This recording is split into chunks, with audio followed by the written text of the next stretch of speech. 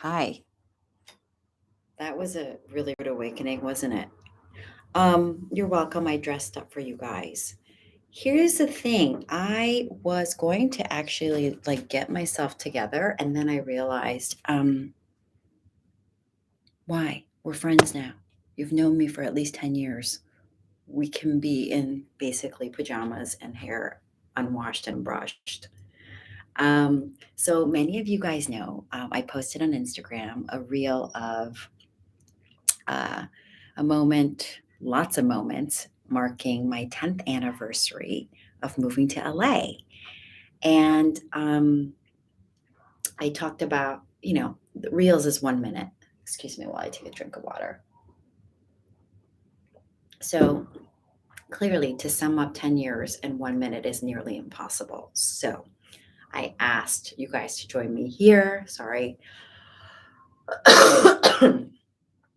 um, so that I can further elaborate on all that I've learned in the last 10 years. And trust me, like 3 hours would not be enough time for all the lessons I've learned, given all that's happened. Quick summary: I moved here for my job, Good Day LA.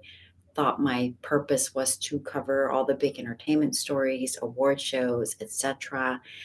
Yeah, no. How juvenile that thought is now.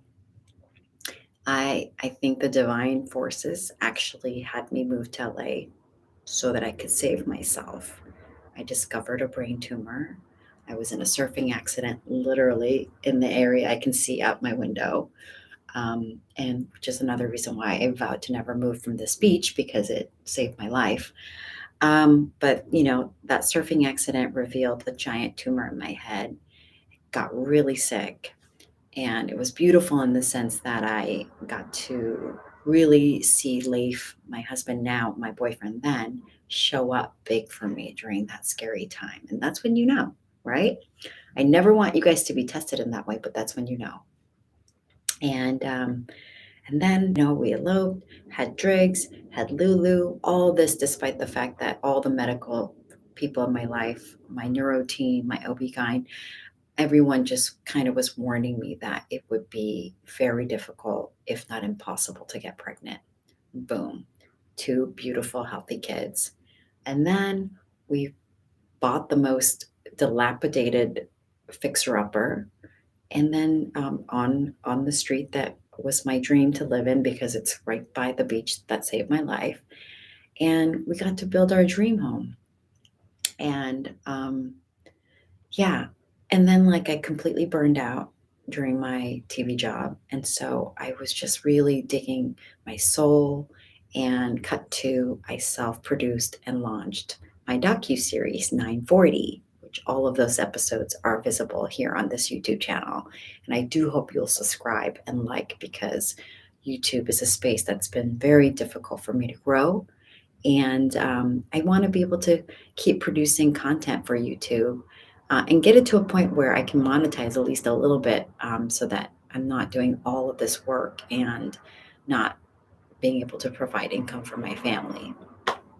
Okay, so I actually went ahead and wrote down some of the lessons I've learned because I wanted to be concise and be able to make sense because.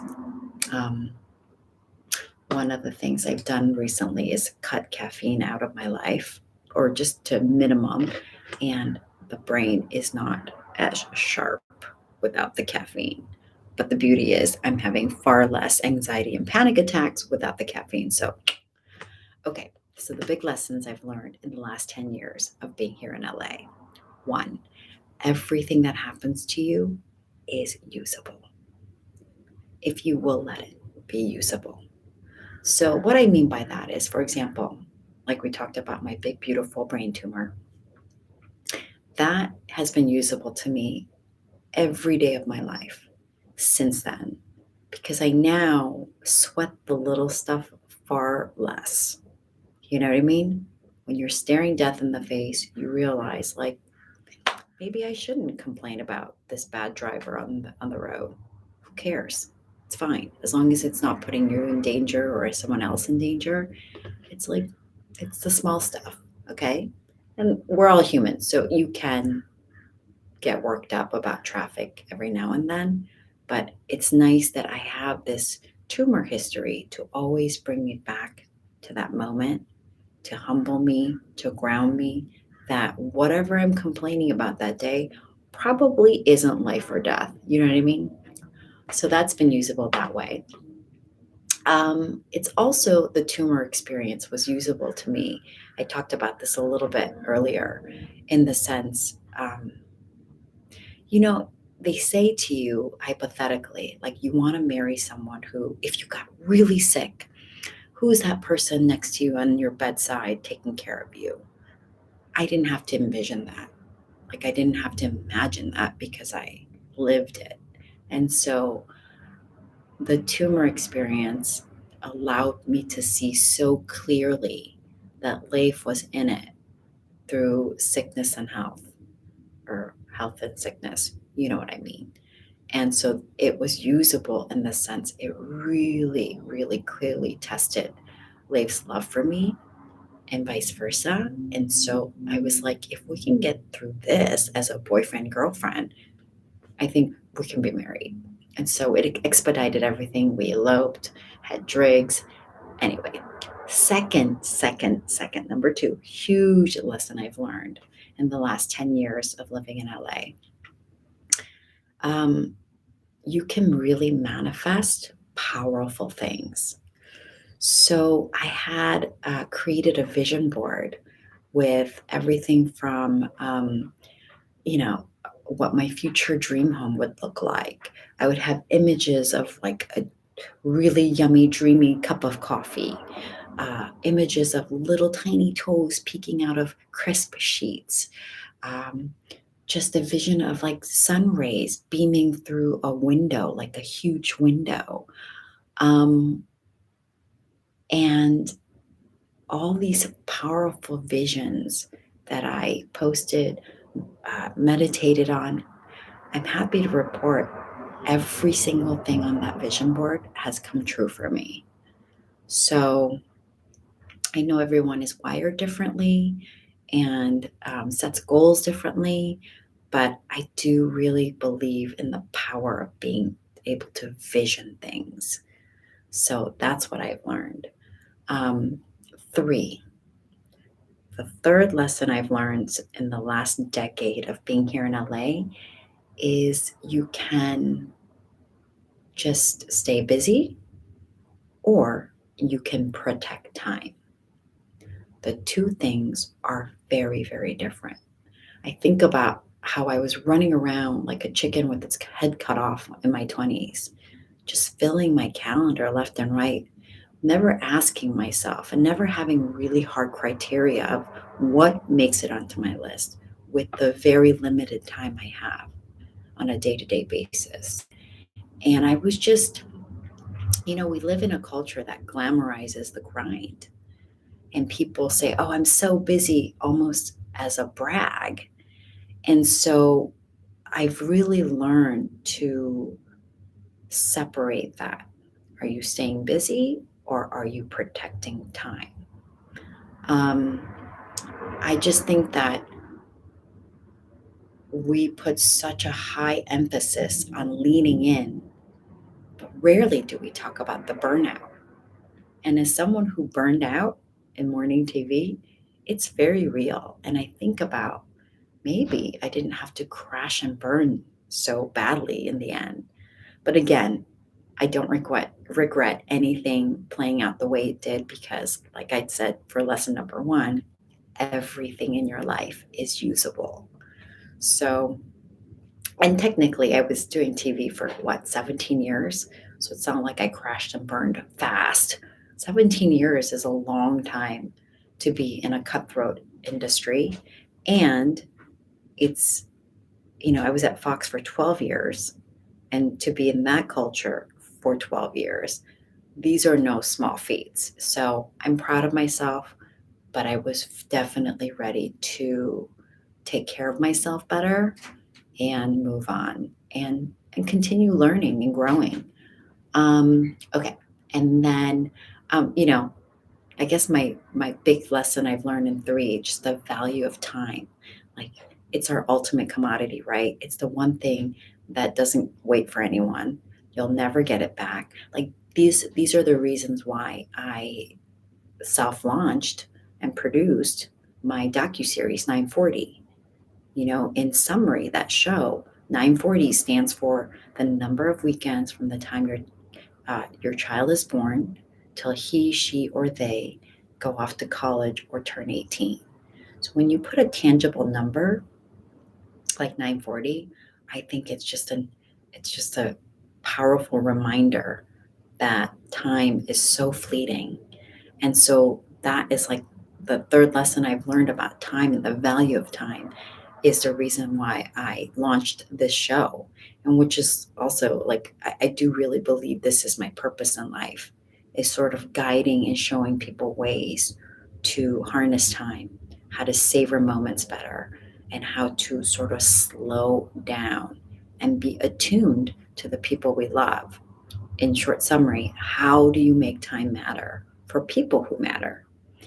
Um, and so those are the three big lessons I've learned, right? So everything that happens to you is usable. Um, you can manifest powerful things. And three, um, are you staying busy or are you protecting time? The fourth thing I want to leave with you isn't so much of a lesson, um, but they're open-ended questions that help guide me to get to where I am today. And it comes from an author, Jamie Varon. She's written books elaborating these ideas, and so I highly recommend it. But I do want to share just a few of the questions she asks in the hopes that maybe it will help guide you to be more whole. Because that's really what we're all trying to do in life, right? We're trying to just be as whole as the day we were born. So, some questions I want to leave you. I'm going to do a little cheat sheet. Of course, it disappeared because that's just what happens, right? I had it pulled up. I was doing all the prep work so that this could be smooth. Okay, so here are some of the questions. How about you don't have to build an empire or dominate an industry or be the number one at anything? What if you simply built a lovely life that makes you feel happy, that brings you joy, that is generative and supportive? What if you heal the parts of you that need more and more and more? What if you redefined what success looks and feels like to you? What if you decided enough is enough? What if you felt satisfied in the right here, the right now? What if you realize your life is likely a lot closer to your ideal than you ever thought? What if changing the filter in which you view your life makes everything that much more vibrant? How much more open, empty space would be left for your joy if you stopped thinking you needed to earn it?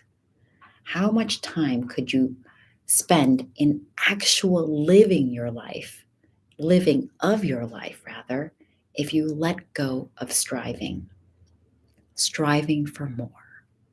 How much more beautiful would this moment right here become for you?